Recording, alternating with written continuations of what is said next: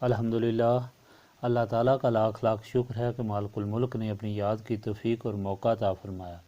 لاکھوں اور کروڑوں درود حضرت محمد مصطفیٰ صلی اللہ علیہ وآلہ وسلم پر، جن کے طفیل مالک الملک نے یہ مہربانی عطا فرمائی۔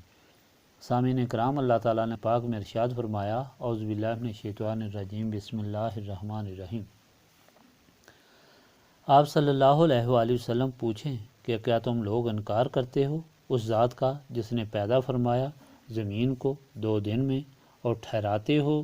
اس کے لیے مد مقابل؟ وہ تو رب العالمین ہے، اور اس کے بنائے ہوئے ہیں زمین میں گھڑے ہوئے ہیں پہاڑ جو اس کے اوپر ہیں، اور اس نے بڑی برکتیں رکھی ہیں اس میں، اور اندازے سے مقرر کرتی ہیں اس میں غذائیں ہر نوع کی 4 دنوں میں، یکساں ہیں طلبگاروں کے لیے۔ پھر اس نے توجہ فرمائی آسمان کی طرف، وہ اس وقت محض دھواں تھا، پس فرمایا اسے اور زمین کو کہ آ جاؤ، خوشی سے یا مجبوری سے۔ دونوں نے عرض کی ہم خوشی خوشی حاضر ہوتے ہیں، پس بنا دیا انہیں 7 آسمان 2 دنوں میں، اور وہی فرمائی ہر آسمان میں اس کے حسب حال، اور ہم نے مزین کر دیا آسمان دنیا کو چراغوں سے، اور اسے خوب محفوظ کر دیا۔ یہ نظام سب سے غالب، سب کچھ جاننے والے کا ہے۔ پس اگر وہ روگردانی کریں، آپ صلی اللہ علیہ وآلہ وسلم کہہ دیں میں نے تم کو ڈرایا ہے اس سے جو عاد اور سمود کی کڑک کے موافق ہوگی، جب آئے تھے رسول ان کے سامنے سے اور پیچھے سے کہ اللہ کے سوا کسی کی عبادت نہ کرو۔ انہوں نے کہا کہ ہمارے رب کی مرضی ہوتی تو فرشتے نازل کرتا، پس ہم انکار کرتے ہیں اس کا جو تمہیں دے کر بھیجا گیا ہے۔ پس قوم عاد نے سرکشی اختیار کی زمین میں نہک، اور کہنے لگے ہم سے زیادہ کون طاقتور ہے؟ کیا انہوں نے نہ جانا کہ اللہ جس نے ان کو پیدا کیا ہے وہ ان سے زیادہ قوی ہے، اور وہ ہمیشہ ہماری آیات کا انکار کرتے تھے۔ پس ہم نے بھیج دی سخت ٹھنڈی تیز ہوا منحوس دنوں میں، تاکہ ہم انہیں چکھائیں ذلت امیز عذاب اس دنیاوی زندگی میں، اور آخرت کا عذاب تو بہت زیادہ رسوا کن ہوگا، اور ان کی ہرگز مدد نہ کی جائے گی۔ باقی رہے سمود، تو ہم نے ان کو سیدھی راہ دکھائی، انہوں نے پسند کیا اندھے پن کو ہدایت پر، تو پکڑ لیا ان کو عذاب کی اس کڑک نے جو رسوا کن ہے ان کرتوتوں کے باعث جو وہ کرتے تھے۔ اور ہم نے ان لوگوں کو نجات دی جو ایمان لائے تھے اور اللہ تعالیٰ کی نافرمانی سے ڈرتے رہتے تھے۔ پچھلے فرمان الہی میں مخلوق کو ڈرایا کہ جو ہدایت ان کو دی جا رہی ہے وہ قصے کہانی نہیں اور نہ من گھڑت واقعات ہیں، بلکہ یہ اللہ تعالیٰ کی طرف سے احکام ہیں جو رب العالمین مالک یوم الدین قادر مطلق وحدہ لا شریک ہے، اور جس نے آخر میں حساب لینا ہے۔ اور یہ واضح اور عربی میں ہے تاکہ ہر انسان سمجھ سکے، لیکن بد نصیبوں نے منہ پھیر لیا اور سننے سے انکار کر دیا، اور کہا کہ ہمارے دل غلافوں میں ہیں اور کانوں میں گرانی ہے، ہم نہیں سنتے۔ آپ صلی اللہ علیہ وآلہ وسلم اپنا کام کریں، ہم اپنا کام کریں گے۔ اس پر آپ صلی اللہ علیہ وآلہ وسلم کو حکم ہوا کہ آپ صلی اللہ علیہ وآلہ وسلم کہہ دیں میں تمہاری طرح بشر ہوں، مجھے اللہ تعالیٰ نے حکم دیا ہے اور تمہارے لیے یہ ہدایت ہے کہ اللہ تعالیٰ کی عبادت کرو خالصتاً اس کے لیے، اور اس کے ساتھ کسی کو شریک مت ٹھہراؤ، کیونکہ مشرکین کے لیے سخت خرابی ہے اور انکار کرنے والوں کے لیے۔ اور اگر ایمان لے آؤ گے اور اللہ تعالیٰ کے حکم کے مطابق عمل کرو گے تو تمہیں بے حساب اجر ملے گا۔ آج کا فرمان الہی بھی اس حقیقت کو واضح کر رہا ہے۔ اللہ تعالیٰ رحمان رحیم ہر طریقہ سے انسان کو راہ راست کی طرف بلاتا ہے، ہدایت دیتا ہے، تاکہ کسی طرح انسان شیطان سے بچ کر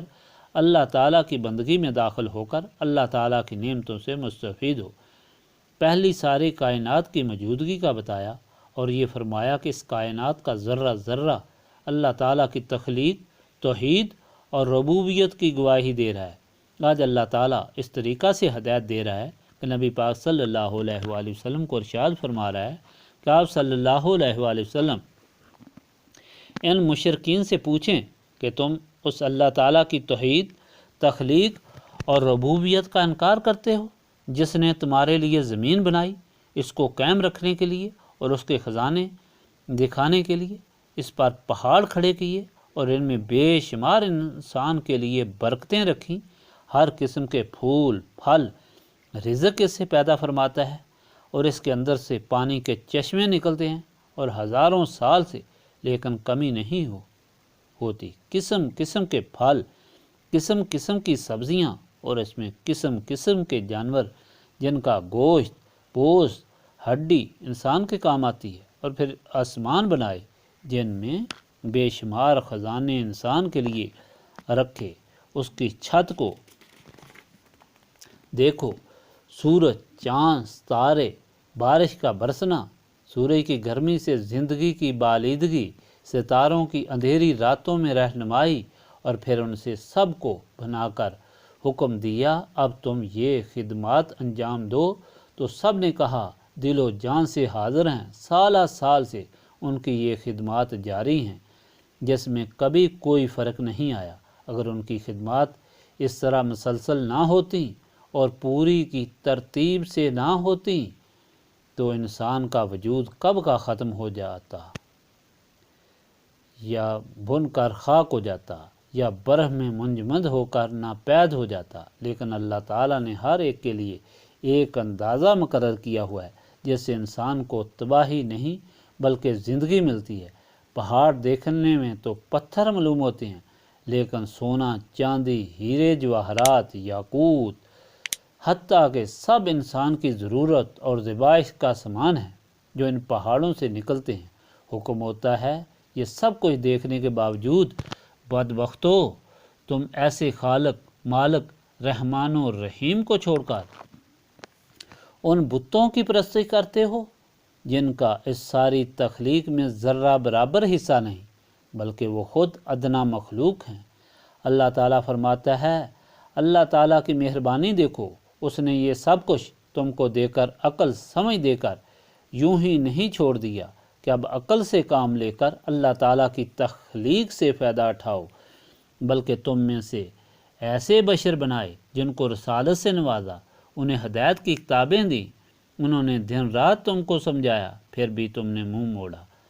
اس کا نتیجہ دیکھا، آج کی قوم جو کتنی طاقتور تھی